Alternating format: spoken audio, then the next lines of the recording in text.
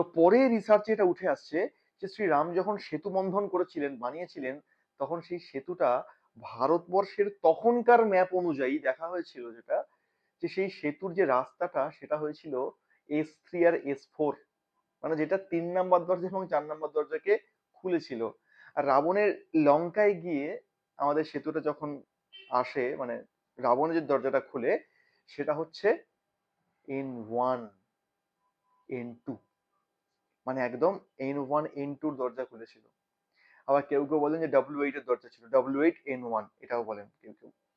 তো এক্ষেত্রে আমরা দেখতে পাচ্ছি যে রাবণের যে দরজাটা খুলেছিল, শ্রীলঙ্কার যে দরজাটা খুলেছিল সেটা অত্যন্ত ক্ষতিকর এবং অশুভ দরজা।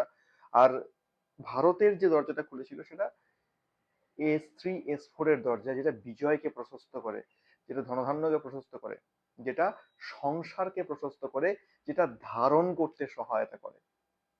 তো এখানে বুঝতে পারছি যে বাস্তুর গুরুত্ব আছে কি নেই। হ্যাঁ, হতে পারে, মনে হতে পারে এটা কোনো কাহিনী আহ যারা বিশ্বাস করে না তাদের ক্ষেত্রে, কিন্তু আমাদের ছাত্রের উদ্দেশ্যে এটা তাদের জন্য মনে হয় পর্যাপ্ত উত্তর। বাকি তো আমরা ক্লাসে আলোচনা করেই নেব ডিটেলসে।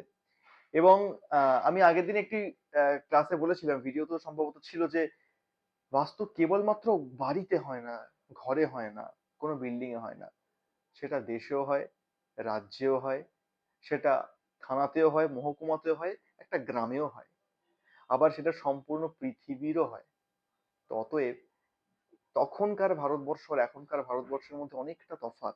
তখন ছিল অখণ্ড ভারতবর্ষ, এখন তো খণ্ড খণ্ড ভারতবর্ষ।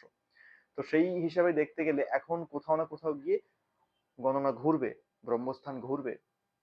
তখনকার ব্রহ্মস্থান অনুযায়ী সেই দরজাটি আমাদের S3 S4 ছিল, আর তখনকার শ্রীলঙ্কার ব্রহ্মস্থান অনুযায়ী লঙ্কার দরজাটি ছিল N1 N2।